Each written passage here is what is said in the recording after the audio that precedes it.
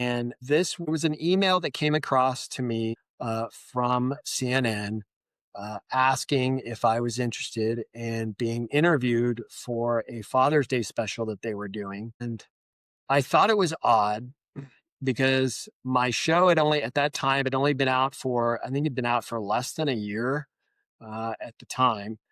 And I thought it was spam. I thought it was one of these, weirdos that was like trying to get me to click on something, all that kind of stuff. So I thought, you know what the heck?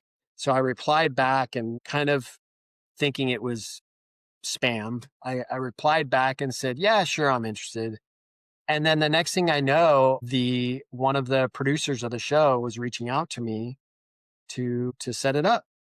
And that's kind of how I got started. I'm like, wow, this is legit. Okay. Now I'm a little nervous, but that's how it was. It was a Father's Day special many years ago. And the guy that interviewed me, his name is Mike. I'll leave his last name out, but his name is Mike. And he was the newscaster that was going to be interviewing me.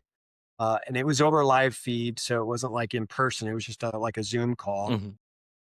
And it was a great experience. It was a cool story. It aired for all day. They aired it all day on Father's Day. It was crazy, but they aired it all day on television. And to this day, over, 6 years later, I still talk to Mike regularly. He and I have really gotten a chance to connect and build a friendship over the years. So it was cool. It was a very cool experience. Yeah. So How many phone calls and texts and emails did you get after that? I got a few. I've had a few game shows reach out to me to be on. I had the one most recently. I don't know if anybody is familiar with this show or not, but I don't know if I'm supposed to say.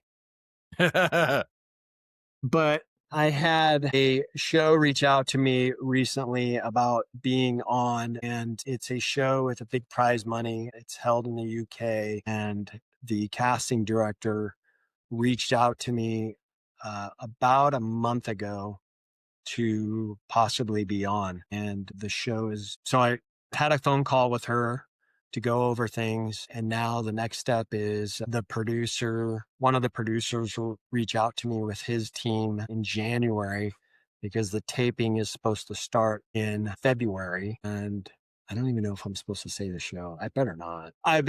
But We'll just yeah, listen for you. yeah, I don't know for sure if I'll be on or not because the taping is it's 6 weeks long and Wow. it's in the UK. And yeah, it's going to be, yeah. So I haven't decided whether or not I'm going to be on or not. It's just something that had come up and we'll see. We'll see what happens. But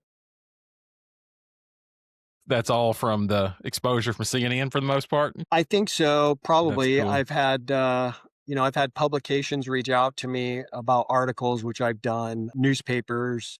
I was on not a local, I was on a Irish radio station, had me on for them. Yeah, the show has been able to bring a lot of exposure, not only to the show, but also to myself. And there are downsides to it. When I was on CNN, for example, they wanted pictures of my boys. They wanted pictures of the family that they showed in the interview. My younger son thought it was cool. My oldest son was like, "Are they serious? They're showing a picture of me on TV? Like, I really don't." So there are some things that come with it. My boys are not really. My younger son's bigger on social media than my older son. My older son has zero social media. He doesn't want any of it. He doesn't like it.